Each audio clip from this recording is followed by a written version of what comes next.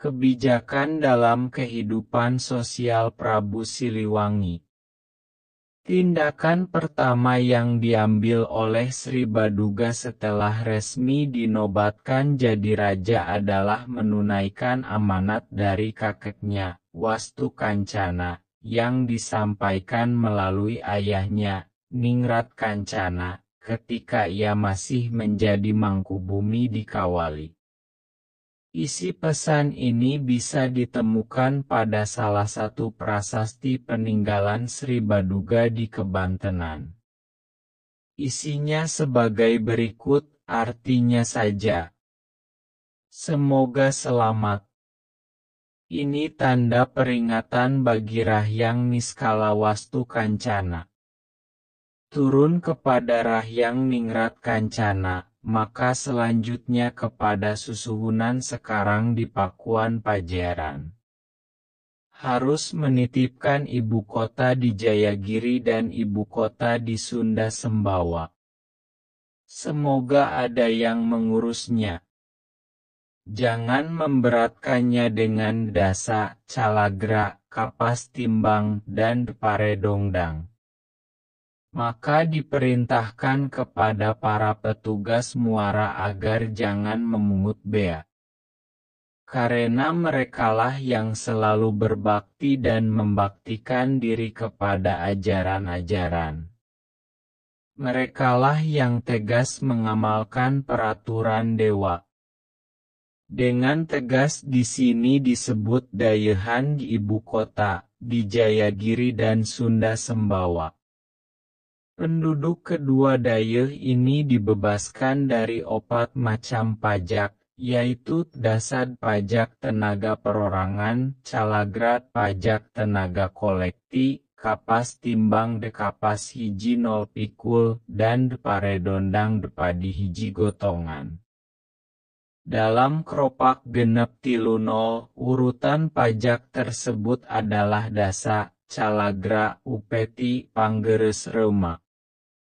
Dalam Koropak 40 genep disebutkan bahwa dari daerah Kandang Wesi, sekarang Bumbulang, Garut, harus membawa kapas 10 carangka hiji 0 carangka hiji 0 pikul hiji timbang atau menurut Colsma, hiji caeng timbang, sebagai upeti kepakuan tiap tahun.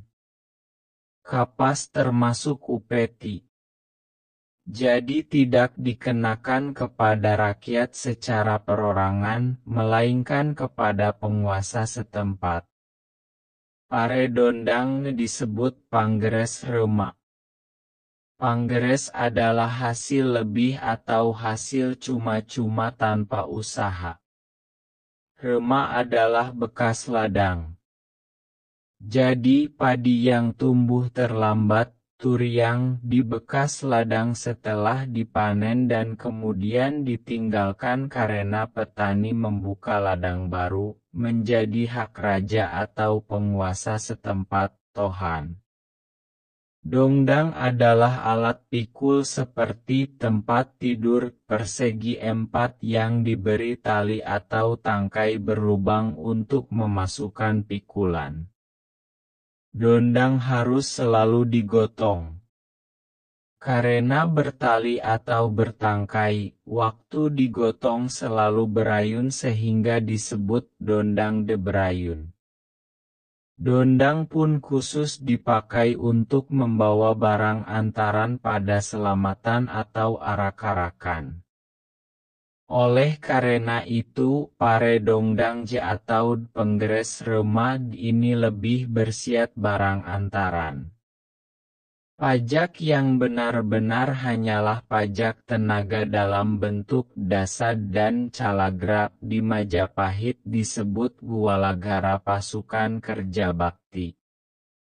Tugas-tugas yang harus dilaksanakan untuk kepentingan raja diantaranya menangkap ikan, berburu, memelihara saluran air, ngikis, bekerja di ladang atau di serang ageng seladang kerajaan yang hasil padinya diperuntukkan bagi upacara resmi.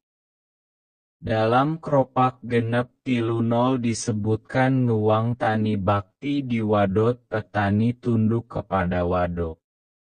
Wado atau wadwa ialah prajurit kerajaan yang memimpin calagara. Sistem dasa dan calagara ini terus berlanjut setelah aman kerajaan Belanda yang di negaranya tidak mengenal sistem semacam ini mengenatkan untuk Drodi.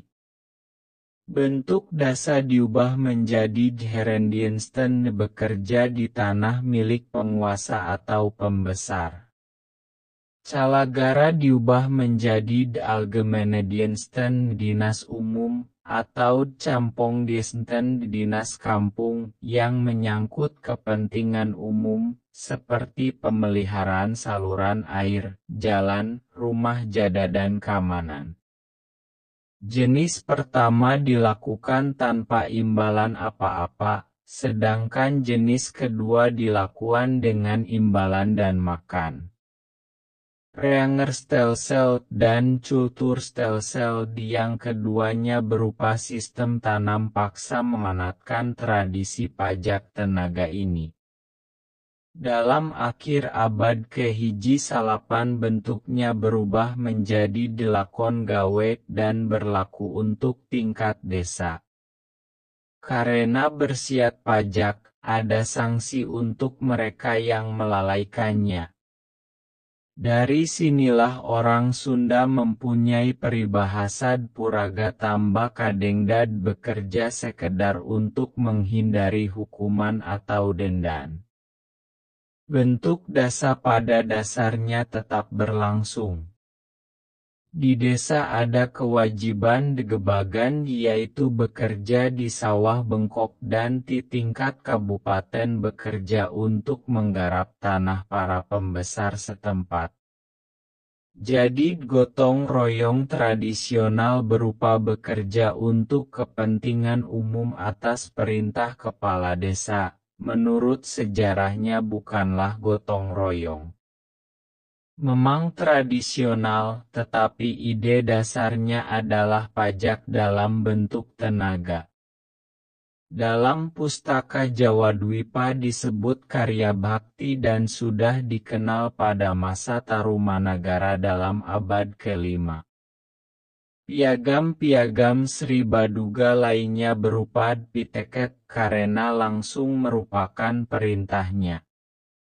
Isinya tidak hanya pembebasan pajak tetapi juga penetapan batas-batas kabuyutan di Sunda Sembawa dan Gunung Samaya yang dinyatakan sebagai Lurah Kuikuan yang disebut juga Desa Perdikan, Desa Bebas Pajak.